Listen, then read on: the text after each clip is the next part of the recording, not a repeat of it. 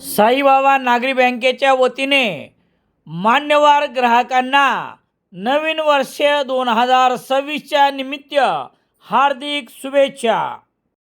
विद्यार्थिनींनो, सजग व्हा आणि जागृत होऊन बोलायला शिका, नाही म्हणायला शिका।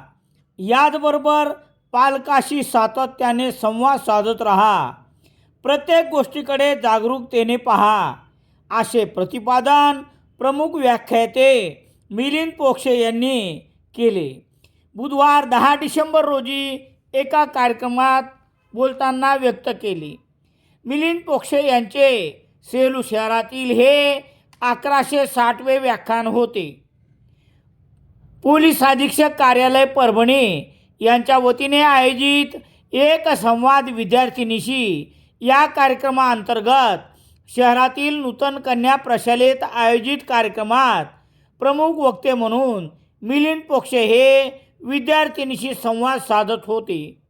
व्यासपीठावर सहाय्यक पोलीस निरीक्षक वर्षा राणी पुंगळे, भरोसा सेलच्या सहाय्यक पोलीस निरीक्षक श्रीमती जीजी सोनेत, दामिनी पथक प्रमुख अस्मिता मोरे, नूतन विद्यालय शिक्षण संस्था प्रशासकीय अधिकारी प्राचार्य डॉक्टर शरद कुलकर्णी, प्रशालेच्या मुख्याध्यापिका निशा पाटील, उपमुख्याध्यापक परशुराम कपाटे, पर्यवेक्षक दत्तराव घोगरे यांची प्रमुख उपस्थिती होती।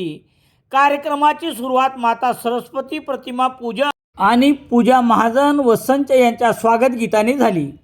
कार्यक्रमाचे प्रास्ताविक सहाय्यक पोलीस निरीक्षक श्रीमती जीजी सोनेत यांनी केले। या प्रसंगी सहाय्यक पोलीस निरीक्षक वर्षा राणी पुंगळे यांनीही विद्यार्थिनीशी संवाद साधला।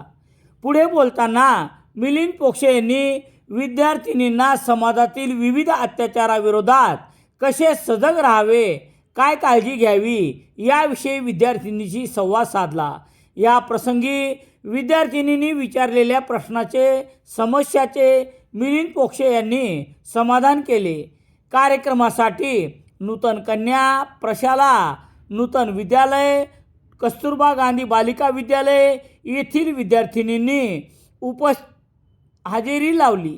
कार्यक्रमाचे सूत्रसंचालन कीर्ती राऊत यांनी केले, तर उपस्थितांचे आभार भालचंद्र गांजापूरकर यांनी मानले। दैनिक लोकसत्ता घरपोच मिळण्यासाठी संपर्क राम सोनोने, बालाजी न्यूजपेपर एजन्सी, सेलू।